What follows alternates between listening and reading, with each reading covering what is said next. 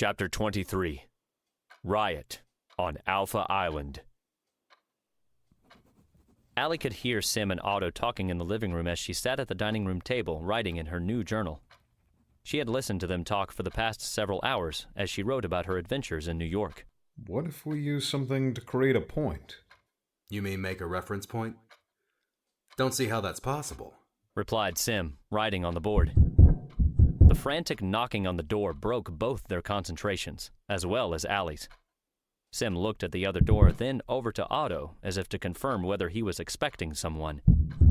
Otto shrugged. Don't look at me.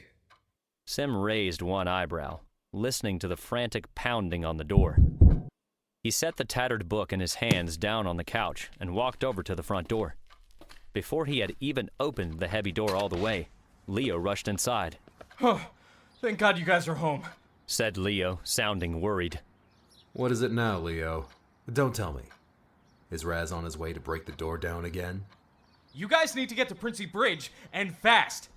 Why? What is it? Asked Otto, standing up and walking over to the door.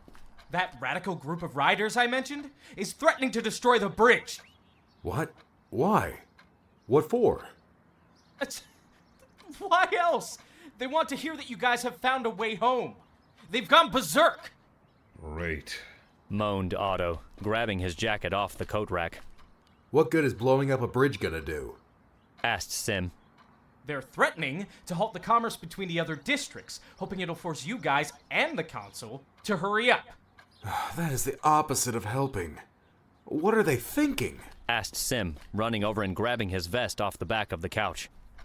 Otto threw his coat over his shoulders and pushed his way out the door with Leo following right behind him. Sem hurried to the door as Allie stood up from the dining room chair. Should I come? She asked. No, stay here with Dublin, said Sem, closing the door behind him. The door slammed closed as Allie stood waiting in the dining room, the house eerily quiet around her. She sat back down in her chair. Dublin lay on the floor near the table with his head cocked, still watching the front door. Allie looked down at him. His brownish-orange dog eyes looked back up at hers with a tense stare. Yeah, I guess I'll just stay here, mumbled Allie. Dublin whimpered and lay his head down on her foot. That's what the old Allie would have said. She tapped her pen against the table for a moment. A long grin stretched across her face. But not the new Allie. Allie stood up as Dublin stood up and shifted his feet. You want to go for a walk? Come on, Dublin. Let's go find some trouble. The sound of angry yelling from deep within the Alpha District carried through the streets. Allie walked several blocks with Dublin at her side. All the shops were either closed or their owners stood out front, looking down the street towards the commotion further on at the edge of the district. Ahead, Allie could see a crowd had gathered in the main square, surging to the end of one of many cable bridges leading off the Alpha Island. Allie had nearly 2 blocks left to walk when a hand grabbed her left shoulder. The hand spun her back around. This is no place for you, dear, Vila whispered, a scarf draped over her head. Sorry, I just wanted to see what was going on. That crowd isn't the friendliest. Your new partnership with Otto and Sem has put a target on your back, as well as theirs. Allie turned to Vila. If I'm going to help, I deserve to see the world of trouble we are in.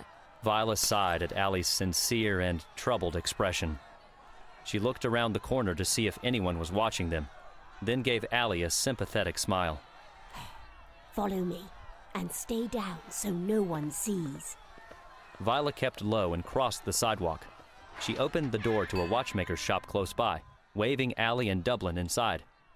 The shopkeeper, his long, orange handlebar mustache twitching nervously, washed his window at the front of his shop. Oi, we're closed! He shouted. Oh, Vila! Pardon my outburst. Was pretending to wash the windows in here, hoping to deter any of them rowdy rioters from breaking in. What brings you in? Evening, Dennis. Sorry to barge in on you. We were just wondering if we could use your roof to watch the crowd. Vila replied, her tone remaining calm and polite. Sure, top of the stairs. And would you mind locking the front door behind you? Crowd looks serious this time. replied Dennis, waving his washcloth toward the stairs behind him. I'm sure it's nothing to worry about, Said Vila, locking the door. She made her way over to the stairs with Allie and Dublin behind her. Vila climbed up the stairs leading to the apartment above the shop and continued on towards the roof. She opened the door at the top, allowing them access to the roof. Stepping outside, Allie could see that all the rooftops on the block were connected and could easily be crossed to get to the far end, near the square. 2 other people sat on the edge of the far end, looking over the edge, observing the crowd below from a safe distance. Together, Vila, Allie, and Dublin walked all the way to the end of the rooftops and crawled up to the edge overlooking the square. Dublin lay down beside Allie, basking in the sunlight, unfazed by the loud cries of anger around them. Allie peered over the top ledge to see Sem, Leo, and Otto talking to Roz away from the crowd. A lengthy line of soldiers surrounded the rioters holding shields, preventing the angry mob from getting to Sem and Otto. Another group of rioters worked on the bridge, placing boxes of their own homemade explosives along the steel support cables, while another group stood linked arm to arm, protecting the men working on the bridge. Damn it, Raz! This isn't our problem, it's everyone's problem! Yelled Sem in Roz's face. If memory serves, these people have a right to express their anger. And if that means destroying a public bridge that no island owns, then so be it. As long as no one gets hurt or starts a fight, I won't lift a finger. Boasted Roz to them. If it wasn't my job to protect you, I'd probably just let them have you and be done with it. What good will this do, Roz? Asked Leo, watching his back carefully. If they blow that bridge up, all the commerce for the Alpha Island will struggle. I guess these two had better come up with a damn good solution to fix our home problem in that case. And fast. Otherwise, their problem is going to become much, much more than just sending all these angry people home. Roz replied, leaning back on the front of his armored military vehicle. Sem, we've gotta tell them something, kid. Said Otto. The rioting workers finished placing their boxes of explosives along the bridge and began to line each one of them with spools of red and green wiring. The crowd cheered them on anxiously, fueling the anarchy which was about to unfold. Tell them what? We don't know how to send them all home? That we don't even know if it's possible? This is insanity. Otto frowned, looking in the direction of the bridge. Allie could hear Sem shout from the roof, knowing he was right.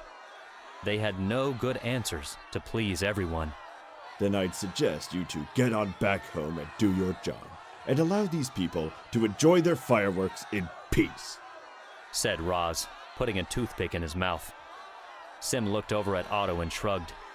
Leo's face reflected the same look of discouragement. His silver tongue turned to lead for the first time. I won't stand by and do nothing, said Sem to Roz. He lowered his head and took a deep breath, knowing it would only make matters worse to lose his temper. The warm sun illuminated Sem's face, highlighting the sleepless bags under his eyes. His hair shifted in the evening breeze around a face flaming with determination. I promised these people I will get them home, and I don't go back on my promises. I save worlds, and that includes saving this one. We have nothing to tell them, said Leo, his voice thick with worry. Come on, kid. Think. Erlen must have told you something you can tell them, said Otto. The workers had finished lining the bridge with their wiring. The remaining workers armed each explosive while the others returned to safety. Roz watched, unmoved, carelessly flicking the toothpick around in his mouth. Sem could hear Erlen's own words of wisdom in a moment of crisis ripple through his mind. Being a guardian may seem dangerous, or even impossible at times. But we do it because someone has to. All life has a purpose. No world, no life should ever have to fade into darkness alone. As long as we can do something. Sem took a deep breath. He turned around and hopped onto the nearby stone wall that surrounded the square. Everyone! He shouted out to the crowd as he hung onto the light post atop the wall, his back to the bridge.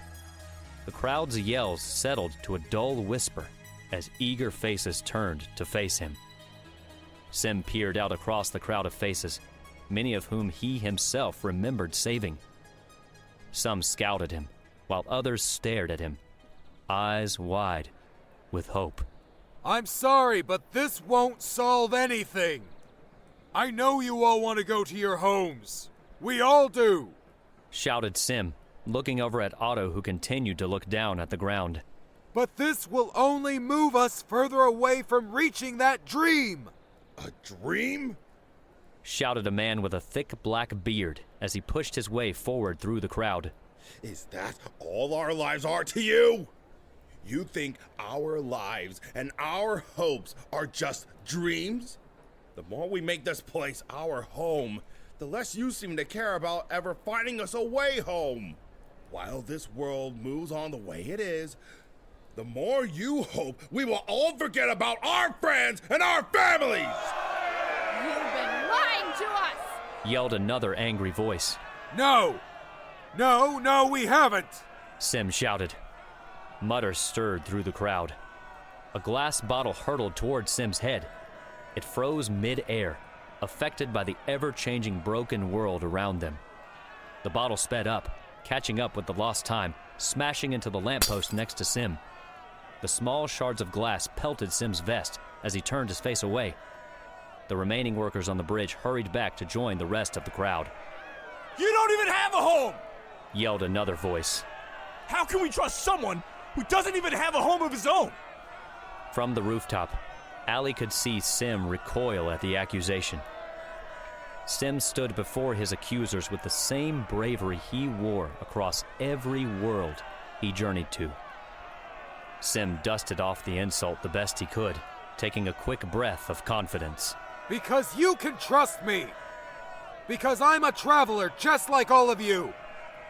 And as a traveler, as a guardian, I won't rest easy until you are all home safe, back with your friends, your families, former lives. There's no other word I can give you than my solemn promise. You only bring us new mouths to feed and new backs to clothe with no end in sight, shouted a female voice. The crowd rallied behind the woman's words. We are tired of your false promises. If you refuse to fulfill your word, then we will at least fulfill ours, yelled the man with the black beard, the crowd now egging him on. Do it! The man shouted. The group of workers at the edge of the bridge all pressed down on their levers all at once. A sudden tremor shook the island in a thunderous explosion. The end of the bridge disappeared into a thick cloud of smoke as large chunks of steel and concrete flew through the air. Sem jumped down from the wall and curled up next to it, covering his head as the thick cloud of debris and smoke rolled over him. Vila pulled Allie's head below the small overhang of the roof as Dublin shook at Allie's feet. The shockwave rolled out across the crowd, throwing the rioters to the ground. The dust and smoke slowly dissipated. All that remained of the bridge was a large gap spanning from the edge of the island out to the middle. Sem looked at the destroyed bridge, feeling that he, too, had been destroyed. The crowd staggered back onto their feet and began to clap and cheer with pride, mixed with continued curses at Sem and Otto. Allie watched from above as Sem stared desolately at the crowd.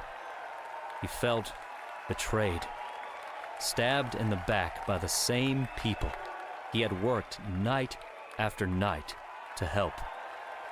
He had risked his life for them, and now they were shouting words of hatred at him. Sem turned his back to everyone as they threw small pieces of rubble at him over the guards. Otto placed his hand on his shoulder, but Sem brushed it off. I'm sorry, Sem, said Leo, his tone clearly communicating his own sense of defeat and betrayal. Looking out at the raucous crowd, Otto heard his communicator begin to ring and buzz. Otto turned his back, trying to hide the alert from the crowd. Allie watched Otto, knowing it meant they had another life in need of saving. Otto leaned over to inform Sem, as Roz cut him off. Guess you're off to add another witness to your funeral. Sem scowled at Roz, as Otto nudged Sem's arm. Let it go, kid. Come on. We've done all we can here. Leo stayed behind, ready to try and ease the crowd's temper as best he could. He watched Sem and Otto walk away before turning to continue arguing with Roz. Sem and Otto walked steadily up the street back toward the house, trying not to acknowledge anyone or let their pain be seen. Allie watched from above as Otto and Sem began to make their way back along the street toward the house. Vila stood up on the roof and tugged Allie by the shirt. Go, dear, go. You're needed elsewhere. Allie backed away from the rooftop edge and got up on her feet. Come on, Dublin. She patted her thigh to summon him and hurried back along the rooftops to the doorway. Vila waved to her, the same grief and betrayal imperfectly hidden behind her eyes.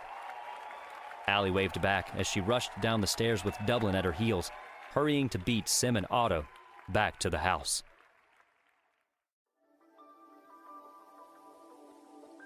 Hey everyone, this is Abigail, the voice of Allie from Sem Adventures Across Time. If you've enjoyed your adventure so far, be sure to check out our Patreon page at patreon.com/TS Wieland.